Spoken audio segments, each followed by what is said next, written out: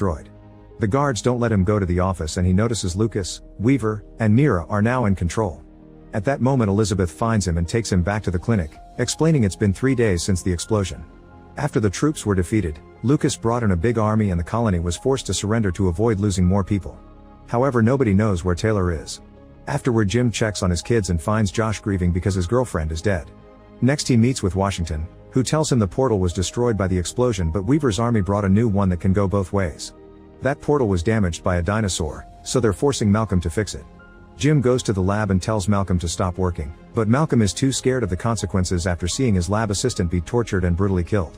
When Mira shows up to interrogate Jim about Taylor, Jim pretends he can't hear them and Malcolm tells them the explosion left Jim mentally crippled.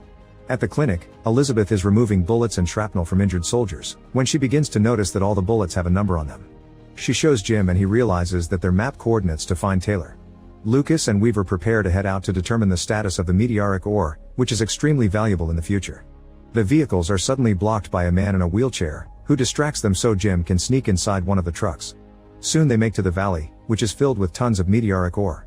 They only need to get rid of the wildlife first, and Weaver shoots a dinosaur for fun. While the men discuss a bomb that will clear the entire area, Jim sneaks away and meets with Taylor, Mark, Dunham, and other surviving soldiers. Jim informs them of the situation and they make a plan.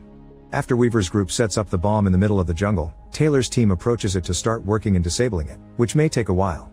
Weaver sees them from afar and Lucas wants to detonate it to kill his father, but the soldiers explain they can't because they're still within the blast zone.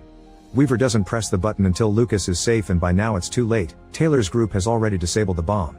Hearing that his father won enrages Lucas, who starts shooting missiles at the valley. Taylor's team immediately gets in their car and escapes, which makes Lucas even angrier. Afterward, Taylor gives Jim a tracker before he returns to the colony.